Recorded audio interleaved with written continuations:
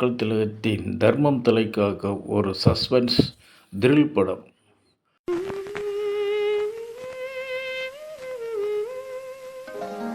அதெல்லாம் இருக்கட்டும்.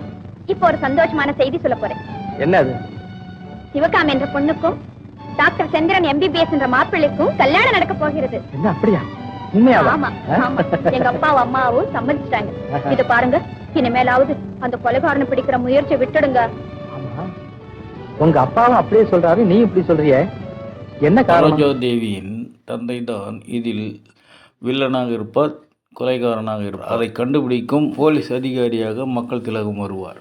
கடற்கரை மணலில் நடந்து செல்லும் மக்கள் திலகம் ஒரு பிடத்தின் கால் இடறி இவர் அதிர்ச்சியால் நிற்பார்.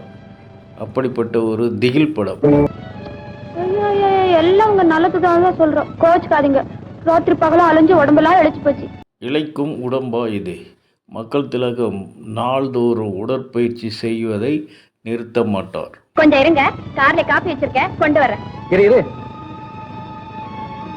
ஆபியா? ஓஹோ, நீங்க காசு சாப்பிடுறது இல்ல, அது மறந்தே போச்சு. கோல்டன் ரொம்ப ஃபேட்டா காலிடன் மூடு பனி குளிரெடுத்து முல்லை மல்லியை தேரெடுத்து என்ற பாடல் அதிகம் கேட்டிருக்காத பாடல். இந்த பாடலிலும் கவிஞர் அரசியல் புகுத்தியிருப்பார். தேர்தலில் தோல்வியுற்றவர்கள் மறுபடியும் நின்று ஜெயிக்கலாம், ஆனால் காதலில் தோல்வியுற்றவர்கள் ஜெயிப்பது கடினம் என்பார் சரோஜாதேவி. கவிஞரின் வார்த்தைகள். தேர்தலிலே தோற்றவர்கள் திரும்ப நின்று ஜெயிப்பதுண்டு.